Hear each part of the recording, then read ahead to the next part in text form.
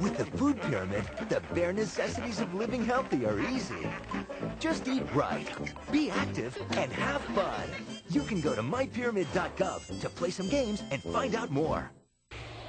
Besides corporate tax cuts and an end to the Community Reinvestment Act, which put a gun to lenders' heads to loan at poor terms to the minority groups, we also need a strong dollar to solve the Goldilocks stock market. Ronald McKinnon, professor of Stanford, had it right in today's Wall Street Journal, entitled The Dollar and the Credit Crunch.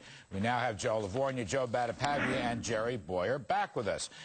Joe Lavorgna, I think McKinnon is absolutely right. He's a smart guy. The Fed is adding liquidity, but the weak dollar is causing the liquidity to flee. McKinnon calls it capital flight. I think he has a point. I don't think we're going to recover until the dollar recovers. Where do you come out on this? Larry, I respectfully disagree with Professor McKinnon. I don't think his piece was on the mark at all. I think he's confusing cause and effect. I think the dollar is weak because of a financial crisis. It's been decelerating since 2002, in part because of big trade deficits. We're starting to reverse those in the last few quarters. The dollar will get better when the U.S. financial crisis is better, and when other central banks, especially the ECB, begin cutting rates, as we eventually believe they will. Joe Battipaglia, how's the dollar going to get better if the Treasury doesn't care about it, the Fed doesn't care about it, and we're completely out of sync with the Europeans, who, I might add, the ECU reported 3.5% headline CPI today. That's the highest in over a decade. Correct. And when you have a currency like ours that's supposed to be a reserve currency, but it's losing its value, it's bringing inflationary pressures on those countries that have pegged to it who are going to move away from it. And so now you've got these very sizable pools of capital that want to go elsewhere.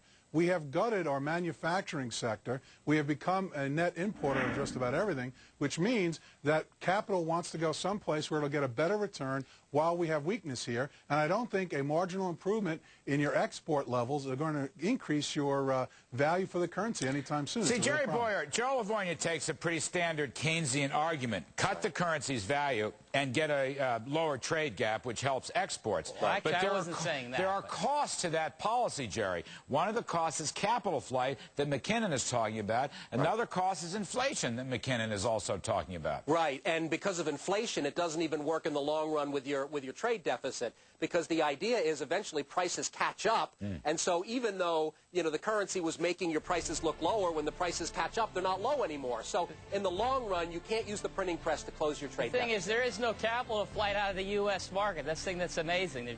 We're still seeing very good foreign flows into our market. We're going to come back and talk about that. McKinnon uses facts and figures to debunk what you just said. Everyone's going to stay with us.